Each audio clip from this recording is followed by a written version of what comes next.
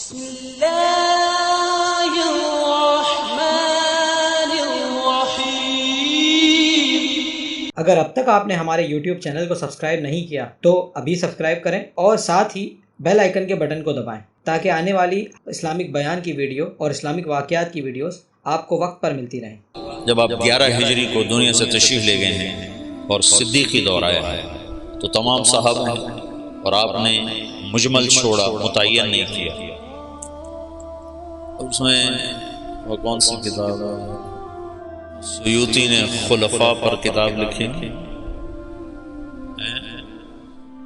تاریخ الخلفاء۔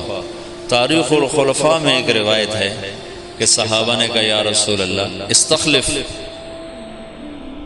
کسی کو آپ اپنا نائب متعین فرمائیں۔ کہا نہیں، میں نہیں کروں گا، اگر میرے کرنے کے بعد تم اس کی نافرمانی کرو گے تو تم پہ اللہ کا عذاب آئے گا۔ یہ حکمت بتائی۔ دوسرا، اللہ کی تقدیر پہ راضی ہونا کہ اختلاف ہونا تھا، تو اللہ کی تقدیر پہ راضی ہو کے چپ کر کے چلے گئے۔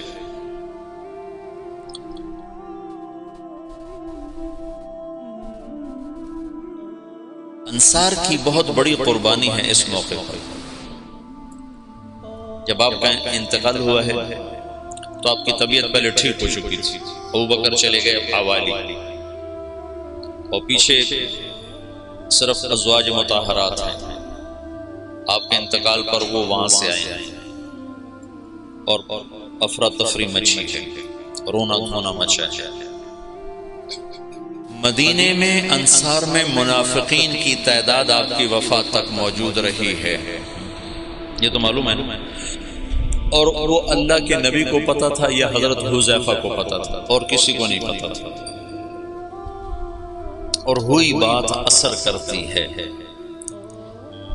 مجھے تحقیق نہیں ہے لیکن میرا وجدان ہے، جو کچھ میں نے پڑھا بار بار، کہ وہ جو ثقیفہ تو بنی ساعدہ کا قصہ ہوا، اس کے موجد منافق تھا، کسی کو پتہ ہی نہیں ہے کہ یہ منافق ہے، یہ منافق ہے، تو ہر ایک کو مسلمان سمجھنا، تو انہوں نے یہ شوشہ چھوڑا ہوگا۔ پھر اس کے جیسے افق کے واقعے کو چلانے والا عبداللہ بن ابی، لیکن حسان بن ثابت اس میں پھنس گئے، اور مصطح بن افعال اس میں پھنس گئے، اور حمنہ بنت جحش رضی اللہ تعالیٰ عنہ، یہ 3 مخلصین اس کی لپیٹ میں آ گئے، اور ان کو بعد میں حد لگی، منافقین کو چھوڑ دیا گیا۔ تو آپ کے انتقال کے بعد سارے لوگ مسجد میں جمع ہیں، انصار جمع ہو گئے بنو ساعدہ کے ڈیرے پر، بیٹھنے کی جگہ۔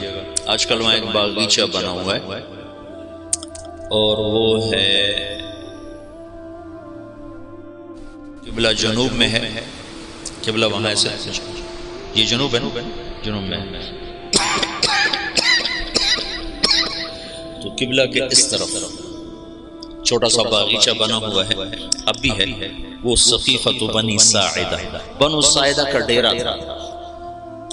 وہاں جو لوگ جمع ہوئے، آج تک یہ مجمل ہے، کیسے جمع ہوئے، کس نے دعوت چلائی، کس نے جمع کیا۔ جتنی تاریخ میں نے مطلب دین کو تھوڑا پڑھا ہے، تاریخ کو زیادہ پڑھا، تو کسی کتاب میں یہ نہیں ملا کہ کون جمع کرنے کا سبب بنا، لیکن تسلسل سے پڑھنے سے میرا ایک تاثر بنا ہے کہ یہ تحریک منافقین نے چلائی ہوئی، پھوٹ ڈالنے کی اور توڑ پیدا کرنے کے لیے۔ تو انہیں سعد بن عبادہ رضی اللہ تعالیٰ عنہ کو تیار کر لیا کہ یہ امیر ہوگا، اب یہ امیر ہوگا۔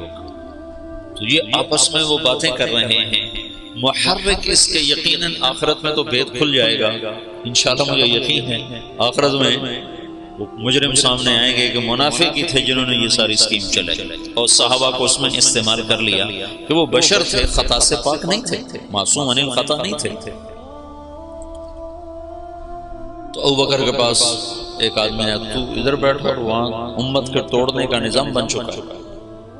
ابوبکر رضی اللہ عنہ اور عمر رضی اللہ تعالیٰ عنہ، ابو عبیدہ رضی اللہ تعالیٰ عنہ، یہ 3 حضرات نے دوڑ لگائی، ایسی افراتفری میں گئے، اس وقت غسل شروع تھا، حضرت علی ادھر مشغول تھے، اور وہاں وہ اس کے لیے جا ہی نہیں رہے کہ مجھے خلیفہ بنایا جائے، تو اس فتنے کو دبانا چاہتے ہیں۔ وہاں پہنچے تو ساتھ میں عبادہ نے چادر اڑی ہوئی ہے، وہ بیمار سے تھے، اور وہاں بادشاہ لے کہ اب امارت ہماری چلی گئی، ہم اللہ کے نبی کے انصار ہیں، ہم نے آپ کو ٹھکانہ دیا، ہم نے آپ کو مشکل وقت میں ساتھ دیا، ہم وہ تھے جو مشقت میں آگے اور راحت میں پیچھے، لہذا امیر ہمارا حکم۔ تو عمر رضی اللہ تعالیٰ عنہ پہلے بولنے لگے کہ میں نے سوچا کہ میں بات کرتا ہوں، تو ابوبکر صدیق نے مجھے روک دے کر بیٹھ جاؤ، اور ابوبکر رضی اللہ تعالیٰ عنہ کھڑے ہوئے نا۔ اس سے پہلے حباب بن، جب ابوبکر رضی اللہ تعالیٰ عنہ کھڑے ہوئے، ان کا دیکھو تم نے سنا تھا کہ اللہ کے نبی نے کہا تھا الائمۃ من قریش، خلافت قریش کے پاس رہے گی، عرب جس کے سامنے سر جھکاتا ہے وہ صرف قبیلہ قریش ہے اور کوئی نہیں ہے۔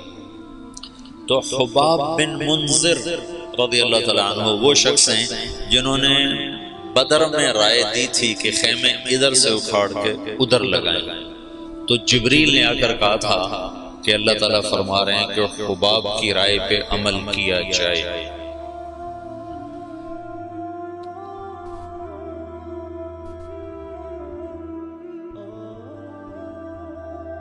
ہر انسان ہر وقت ایک حال پہ نہیں رہتا ہے، یا تو ایسی بڑی رائے دی کہ اللہ نے کہا کہ حباب کی رائے پہ عمل کیا جائے، یا ایسی رائے دی کہ توڑ دینے والا نظام بن جائے۔ تو حباب بن منذر نے کہا میں تم سب کا فیصلہ کرتا ہوں، ایک امیر مہاجرین میں سے ہوگا، ایک انصار میں سے ہوگا، ایک تلوار، ایک میان میں دو تلواریں کہاں آئیں؟ تو ابوبکر رضی اللہ تعالیٰ عنہ کو سختی سے ڈانٹ بیٹھ جائے، امت کی وحدت کو فرقت میں تبدیل نہ کر، کو ڈانٹ کر بٹھا دیا۔ پھر مختصر تقریر فرما کہ یہ امر اس وقت تک سلامت ہے جب تک امامت قریش کے پاس، تم ہمارے انصار ہو اور وزراء ہو، ہم تمہارے امراء، میری طرف سے یہ عمر حاضر ہے، ابو عبیدہ حاضر ہے، اس میں سے کسی کے ہاتھ پر بیعت کر۔ تو عمر رضی اللہ عنہ نے ایک دم کھڑے ہو کر کہا جس کو اللہ کے رسول نے مصلی پہ کھڑا کیا وہی ہمارا خلیفہ ہے۔ نمازیں پڑھائی نا 17، تو حضرت عمر نے بیعت کی تیزی کے ساتھ، ابو عبیدہ نے اس کے پیچھے، پھر اللہ تعالیٰ کی غیبی مدد آئی، انصار کی یہ قربانی۔ زندگی میں ایک اصول سیکھو، اللہ تمہیں توفیق دے، مجھے توفیق دے، میں نے اس میں بہت نفع پایا، اپنی رائے سے پیچھے ہٹ جانا سیکھو۔ رائے پہ جمنا تو طبعی چیز ہے، رائے پہ اصرار تو فطری چیز ہے۔ بچہ بھی کہتا ہے میں نے ادھر جانا ہے، میں نے ادھر جانا ہے، ماں کہتے نہیں جانا تو وہ روتا ہے۔ اتنی چھوٹی عمر سے رائے کا اصرار شروع ہو جاتا ہے، تو رائے سے ہٹنا سیکھو بشاشت کے ساتھ۔ جب رائے کے خلاف ہوتا ہے تو دل تنگ پڑ جاتا ہے اور طبیعت بجھ جاتی ہے۔ تو یہ ایک اللہ کی طرف سے سبق تھا۔ انفرادی سطح پر آگے آیا خالد بن ولید کا قصہ، اور اجتماعی سطح پر آیا انصار مدینہ کی طرف سے۔ اجتماعی سطح پر انصار مدینہ ایک دم پیچھے ہٹ اپنی رائے سے بشاشت کے ساتھ، امت بن گئی۔ اگر وہ نہ ہٹتے تو پہلے دن ہی توڑ تھا، اگر وہ ہٹتے اور دل ان کے ساتھ نہ ہوتے تو بھی توڑ تھا۔ وہ ہٹے بھی صحیح اور دل بھی کھول دی، سینے کھول دی۔ خلافت راشدہ میں دعوت کا نظام مکمل چلا، پھر خلافت عثمانی کے 6 سال اسی طرح گزرے، پھر 6 سال کے بعد وہ وَسَيَرَا اختلافاً كَثِيرًا، اختلاف کا سلسلہ شروع ہوا، جس کی آخری کڑی عثمان رضی اللہ عنہ کی شہادت ہے۔ مسجد قباء میں کھڑے ہو، قبلے کی طرف منہ کرو تو سیدھے ہاتھ ایک میدان اب بن گیا ہے، کھجوریں لگی، یہاں کنواں ہوتا تھا، اس کا نام تھا اریس۔ تو اللہ کے نبی کی انگوٹھی منتقل ہوئی ابو بکر کی طرف، پھر ہوئی عمر کی طرف، پھر ہوئی عثمان کی طرف۔ عثمان رضی اللہ عنہ بیر اریس پر کھڑے ہیں، وضو کرنے لگے تو خادم کو انگوٹھی پکڑا، اس نے یوں ہاتھ کیا، انہیں ایسے رکھی اس کے ہاتھ سے پھسلی اور کنویں میں چلی گئی. تو عثمان رضی اللہ عنہ نے کنویں کا سارا پانی نکلوا دیا اور نیچے سے مٹی کھدوا دی اور انگوٹھی نہیں ملی. اٹھا لیا اللہ تعالیٰ خاتم نبوت. میں نے وہ کنواں فوٹو میں دیکھا ہے، ویسے نہیں دیکھا. چھوٹا سا کنواں اور اس میں پانی بھی اتنا زیادہ نہیں ہوتا تھا. عرب کے کنویں میں تھوڑا سا پانی ہوتا تھا. سارا ڈھونڈا رہا انگوٹھی. اس انگوٹھی کے گم ہوتے ہی اختلاف اور افتراق اور عبداللہ بن سبا جو یہودی تھا اور مسلمان بن کے داخل ہوا، جو شیعہ مذہب کی بنیاد بننے جس نے ڈالی، وہ اختلاف چلتے چلتے چلتے چلتے آخر حضرت عثمان رضی اللہ عنہ کی شہادت پر ختم ہوا. اللہ کے نبی نے حضرت عثمان سے فرمایا تھا میرے بعد تجھ سے خلافت کے کرتے کو اتارنے کے لیے کہا جائے گا. تم نے کرتا نہیں اتارنا، شہادت کو قبول کرنا ہے، ورنہ تیرا میرا آخرت میں جوڑ نہیں ہو سکے، مجھ سے مل نہ پاؤ. تو ان لوگوں نے مطالبہ کیا، فسادیوں نے، کہ تم حکومت چھوڑ دو، ہم تمہیں کچھ نہیں کہتے. کہا یہ تو میں نہیں چھوڑوں، میں صابر محتسب قتل ہو جاؤں گا، یہ کام نہیں کروں گا. شہید ہو گئے. تو علی رضی اللہ تعالیٰ عنہ کو خلیفہ بنے. انتہائی تشویشناک حالات. حسن آئے، کہنے کہ ابا خلافت قبول نہ کر ورنہ تیرے اوپر قتل عثمان لگ جائے گا. حسن رضی اللہ عنہ اتنے صاحب فراست تھے کہ انتہا کی بات. کہ ابا خلافت قبول نہ کر، تیرے اوپر قتل عثمان کا داغ لگ جائے گا. میرے اوپر کیسے لگ سکتا، میں تو بری ذمہ ہوں.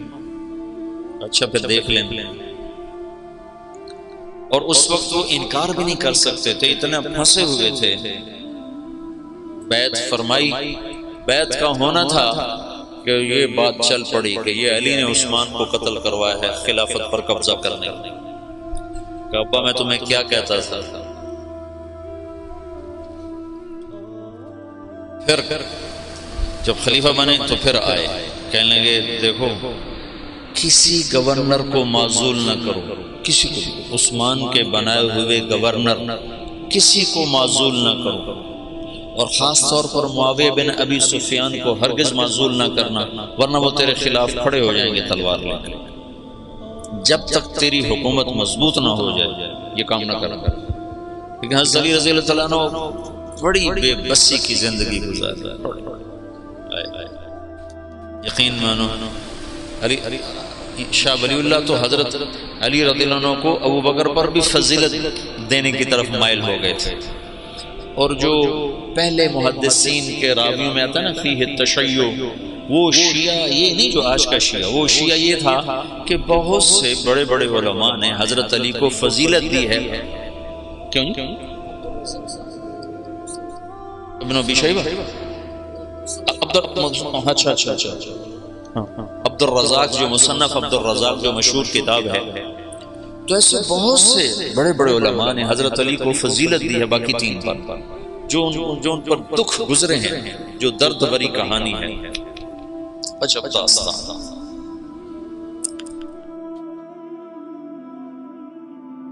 انہیں معزول کر دیا. حضرت معاویہ رضی اللہ عنہ معزول کرنا تھا، وہ کھڑے ہو. حالات ایسے بن گئے تھے، شام والوں نے زید بن ثابت رضی اللہ عنہ نے حضرت عثمان کا کرتا اور حضرت نائلہ کی کٹی ہوئی انگلیاں، جب وہ قتل کیا گیا تو نائلہ سامنے آئی بیوی، تو ان کی انگلیاں کٹ اور وہ کرتا جس میں وہ شہید کیے گئے وہ حضرت زید بن ثابت نے اتار لیا اور انگلیاں لے کر شام جا کر معاویہ کو پکڑا. معاویہ رضی اللہ عنہ نے لے کر جامع مسجد دمشق میں لٹکا تھا. اب کون تحقیق کرے گا کہ کس نے قتل کیا کس نے نہیں کیا؟ ایسی غلط فہمی کی ہوا چلی کہ سب نے حضرت علی پر الزام لگا دیا کہ علی ہی عثمان کے قاتلوں کو پناہ دینے والا ہے، اور اسی سے یہ ہوا ہے. وہ بری ذمہ پاک پاکیزہ، پر اللہ کی تقدیر تھی یہ جنگ جمل بھی ہونی تھی، جنگ صفین بھی ہونی تھی. اللہ کا نظام تھا، اس میں بھی اس کی حکمتیں رحمتیں چھپی ہوئی ہیں. تو حالات ایک دم وہ جو دعوت کا ریلا تھا وہ آپس کے ٹکراؤ کی طرف چلا گیا، اور دعوت کے کام کو پہلا جھٹکا لگا ہے 26 سال کے بعد۔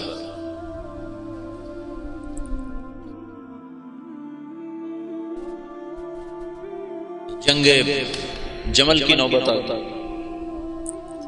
جب بیعت ہونے لگی تو سب سے پہلے بیعت کی حضرت طلحہ، ان کا یہ ہاتھ بیکار ہو گیا تھا احد کی لڑائی میں، تلوار کو وہ تیروں کو سہتے سہتے، جو اللہ کے نبی پر تیر آتا تو آگے ہاتھ کر دیتے، تو سارا ہاتھ ختم ہو گیا، وہ الٹے ہاتھ سے لڑتے تھے اس کے بعد۔ تو انہوں نے جب بیعت کی نا تو ایک آدمی نے کہا اوہو یہ بیعت تو ٹھیک نہ ہوگی، وہ بیکار ہاتھ سے کی نا، تو انہوں نے فال لی اس سے، اللہ کے نبی بھی فال لیتے تھے، کَإِنَّ هَذِهِ الْبَيْعَةَ لَا تَتِمُّ، یہ کام سرے نہیں چڑھے گا۔ 4 سال دکھ سہتے سہتے آخر شہید ہو گئے، اتنے دکھی ہو گئے تھے آخری دنوں میں حضرت علی کہ اپنی یوں داڑھی پکڑ کے کہتے تو کب رنگین ہو، تو کب رنگین ہو، کیونکہ اللہ کے نبی نے کہا تھا علی تو اس وقت تک نہیں مر سکتا جب تک تیری داڑھی تیرے خون سے رنگین نہ ہو، تیرے سر کے خون سے رنگین نہ ہو جائے۔ اور صالح علیہ السلام کی اونٹنی کا قاتل اشقا تھا، میری امت کا اشقا وہ ہوگا جو تجھے قتل کرے گا۔ تو پھر ایسے داڑھی کو پکڑ کر کہتے تو کب رنگین ہو، پھر کہتے وہ اشقا کدھر ہے، وہ اشقا کدھر ہے، وہ آتا کیوں، وہ کدھر ہے؟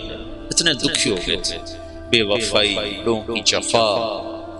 حضرت معاویہ رضی اللہ عنہ کو شام کا ٹکڑا ملا جو بڑے سلیقے والے، بڑے طریقے والے، بڑے وفادار، اور حضرت علی رضی اللہ عنہ کو کا امتحان بڑا تھا، بڑوں کے امتحان بھی بڑے، ان کو عراق ملا جہاں کے لوگ منافقانہ عادات اور ہر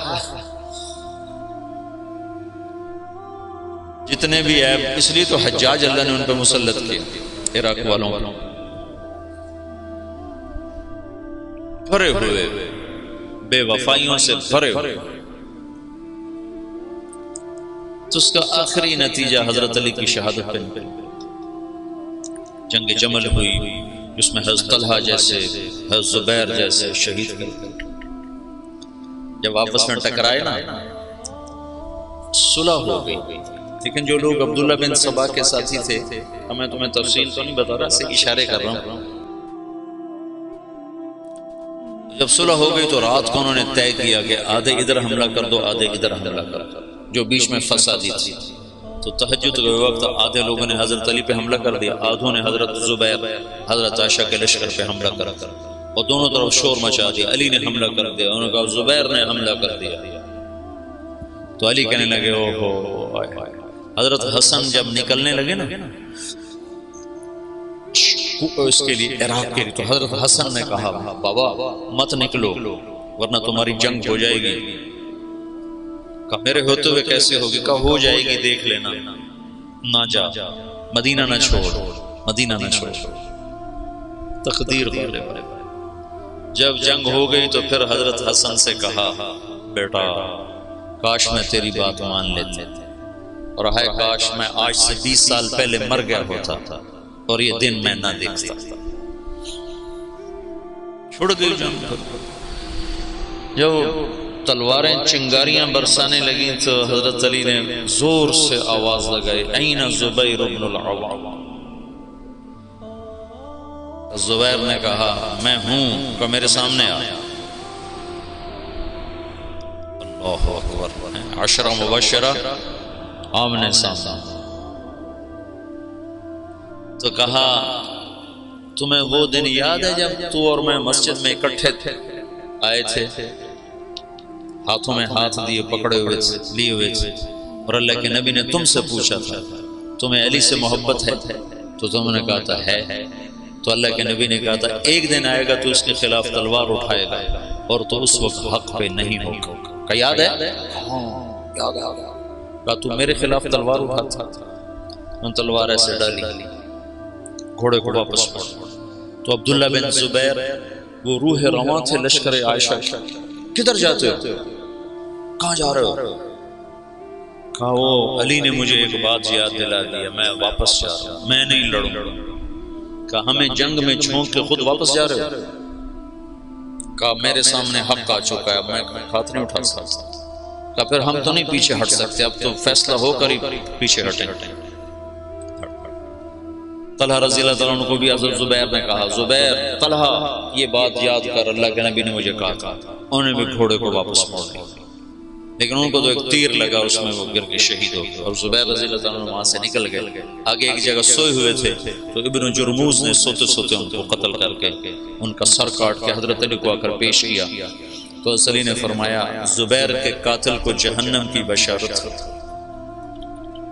اللہ کے نبی نے کہا تھا جو زبیر کو قتل کرے گا وہ جہنم کا ایندھن ہے، تو آپ نے کہا زبیر کے قاتل کو جہنم کی بشارت۔ تو اللہ نے یوں سچ کیا کہ میں تیری خاطر تیرے سب سے بڑے دشمن کو قتل کر کے آیا، اور تو مجھے دوزخ کی بشارتیں سناتا ہے، اور تلوار لے کر اپنے گلے پر پھیر دے، خودکشی کر کے مر گیا۔ جہنم سچ ہو۔ حضرت طلحہ کی لاش پہ گزرے حضرت علی تو ان کا ہاتھ پکڑ کے نہ یہ چوما اور رونے لگے کہ یہ وہ ہاتھ ہے جس نے اللہ کے نبی کے لیے احد میں ڈھال کا کام دیا تھا، اور تیروں کو سہتے سہتے شل ہو گئے۔ اور عبداللہ بنو زبہ نے حضرت عائشہ کے اونٹ کو گھیرے میں لیا ہوا تھا، اور ایسے لوہے کی دیوار بن گئے تھے بنو زبہ کو تو حضرت عائشہ ہی بخشوا جائیں گے انشاءاللہ۔ کہتے ہیں الموت احلی عندنا من العسل، نحن بنو ضبط اصحاب الجمل، نحن بنو الموت اذ الموت نزل، ننعبن عفان باطراف الاسل، ردوا علینا شیخنا ثم بجل۔ یہ رجز پڑھ رہے تھے اور جان کی بازی لگا رہے تھے۔ ایک دفعہ ایک شخص ملنے آیا حضرت عائشہ رضی اللہ تعالیٰ عنہ سے، کہا کہاں سے ہو؟ کہا میں بنو زبہ سے ہوں۔ کہا ایک نوجوان میرے اونٹ کے پاس شعر پڑھ رہا تھا، اس کو جانتے ہو؟ کون؟ کہا وہ تو خود تو پردے میں تھا۔ کہا ایک نوجوان کے آواز آ رہی تھی، کہہ رہا تھا یا امنا خیر ام نعلا،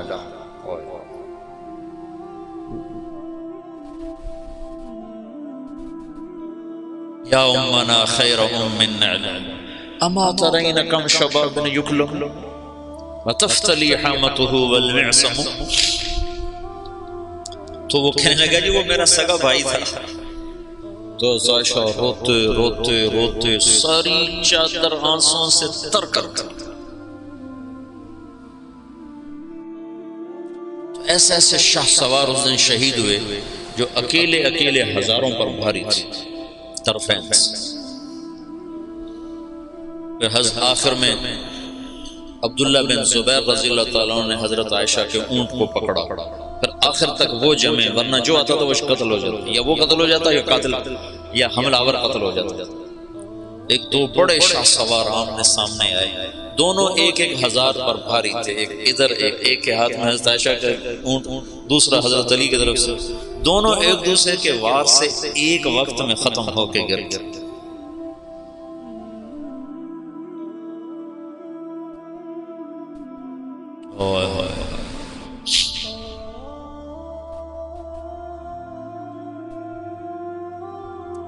پھر وہ آخر حضرت علی نے کہا اونٹ کو گراؤ ورنہ جنگ ختم نہیں ہوگی، اونٹ کو گراؤ۔ انہوں نے اونٹ پر وار کیے، اونٹ گرا۔ جو دور کے لوگ تھے انہوں نے وہ کو تحقیق پھر تھوڑے ہوتے، وہ ہو حضرت اما عائشہ تو شہید ہو گئی، وہ ایسے دل برداشتہ ہوئے کہ پھر میدان چھوڑ دیا۔ تو حضرت علی نے فرمایا کوئی کسی کے پیچھے قتل کے لیے نہ بھاگے، مال غنیمت کے طور پر مال نہ لوٹا جائے۔ تو محمد بن ابو بکر حضرت عائشہ کے بھائی، اسماء بنت عمیس کے بیٹے، وہ حضرت علی کی طرف سے تھے۔ تو جب اونٹ گرا تو وہ بھاگ کر آئے، انہوں نے جلدی سے اندر ہاتھ ڈالا۔ تو بہن ہے کہ پتہ کرنے کے لیے کہ خیریت تو ہے. اما عائشہ کو تو نہیں پتا کہ یہ ہاتھ کون کس کا ہے، محرم ہے غیر محرم کا، کون ہے حرم رسول کی طرف ہاتھ بڑھانے والا. اللہ اسے آگ میں جلا دیا. او میں تیرا بھائی ہوں محمد کا ہو گیا. جب مصر پر حضرت معاویہ رضی اللہ عنہ نے چڑھائی کی تو اس وقت محمد بن ابی بکر یہ مصر کے گورنر تھے حضرت علی کی طرف سے، تو ان کو شکست ہوئی اور یہ بھاگے اور پھر پکڑے گئے. تو ان کا پیاس سے برا حال تھا، زبان نکل رہی تھی، کہنے کہ مجھے پہلے پانی پلاؤ پھر قتل کر. تو حضرت معاویہ کے لشکر کے امیر نے کہا عثمان کو تم نے پیاسا مارا، یہ حضرت عثمان کے قاتلوں میں شریک تھے. محمد بن ابی بکر آ کر ایسے داڑھی پکڑی، حضرت عثمان کی داڑھی کو یہاں سے پکڑ کے یوں جھٹکا دیا. تو انہوں نے کہا تیرا باپ تو اس داڑھی کی بڑی قدر کرتا تھا. تو ایسی شرم آئی کہ واپس چلے گئے، بس اس کے بعد حصہ نہیں لیا، لیکن بس داڑھی پکڑنا ہی کافی ہوتا تھا. تو انہوں نے کہا عثمان کو پیاسا مارتے ہو، خود پانی مانگتے ہو، کہ تمہیں اسی پیاسے قتل کروں. معاویہ بن خدیج ایسے کوئی امیر کا نام تھا، مجھے پورا نام یاد نہیں ہے، ذہن سے نکل گیا.